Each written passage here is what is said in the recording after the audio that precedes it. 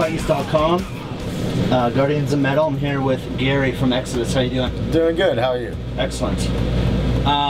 So this is the last date of the tour. Yeah. Can you tell me how it's been going so far? It's been awesome. I'm a little bit tired. Playing 2 shows a night. But so yeah, actually, I only have 2 more shows to go. Okay. One night, 2 shows. But it's been awesome. It's like everybody's a total pleasure to be around, and the show's been great. And everybody's having a good time. Kind of sad to see it end. You've been doubling up with Exodus and then playing with Slayer, obviously. Yeah. So how did it come about that you were to replace Jeff while he was healing?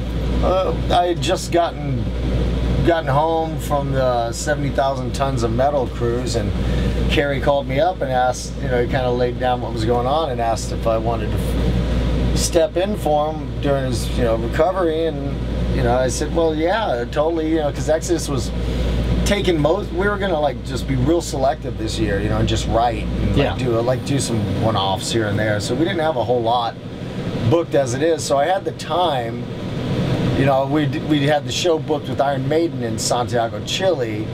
So I told them from the beginning that I was gonna miss the last few shows. And they said no problem, we'll find someone else. And I recommended Pat from Cannibal. He's a good friend of mine. I knew he could do it, and I knew the Slayer fans wouldn't throw shit at him, and he has the metal street cred to be up there, and been doing it ever since, traveling non-stop all year, and I get home tomorrow and leave the next day for a week in Europe with Exodus. So wow. Then I get a little break. So. Then you get a little break. Yeah, I'm looking forward to that. Nice. So there's been sort of a lot of upheaval in your band, like a lot of members kind of coming and going and stuff, but you guys keep going like a freight train. You guys are always non-stop. What inspires you to keep going? It's the only thing I know how to do. What else? I wouldn't know what else I'd do with my time other than play thrash metal. This lineup's been rock solid for the last 6 years. So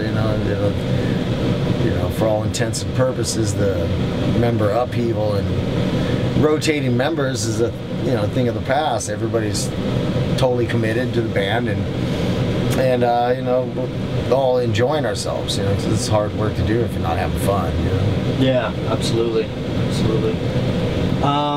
So with the new album, Exhibit B, you guys had the podcasts.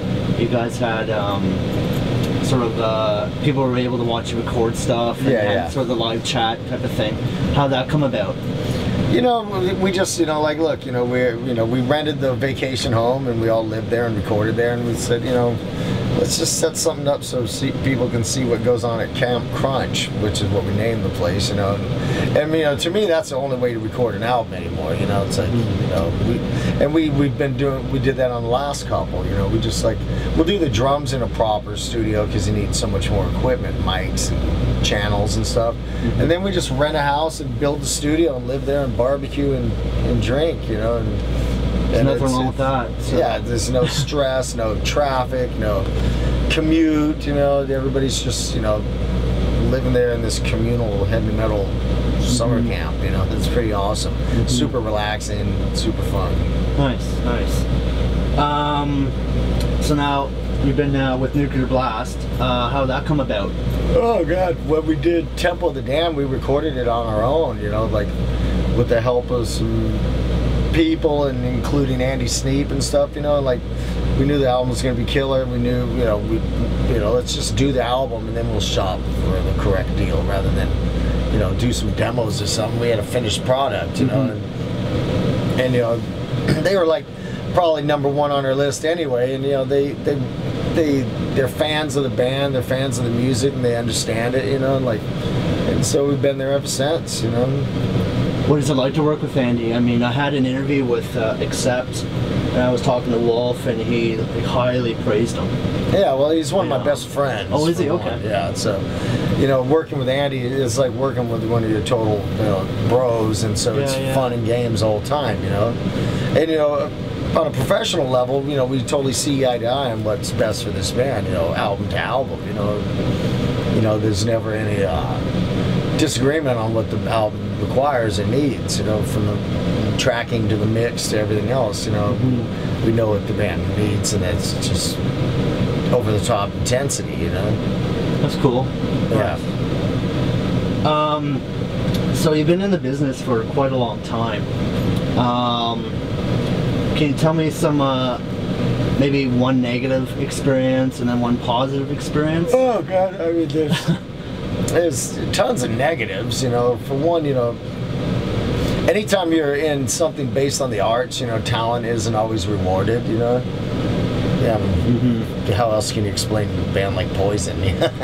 Yeah. A lot of people are trying to figure that one out. Yeah. Bret Michaels, a bigger star than he ever was, you know. Yeah. Go figure. It's the reality TV. You know, and like, you know, you go through bad contracts and stuff like that, and the grind of touring, but you know, the positive, the one overriding positive of all is just performing live, you know. That's why you do it.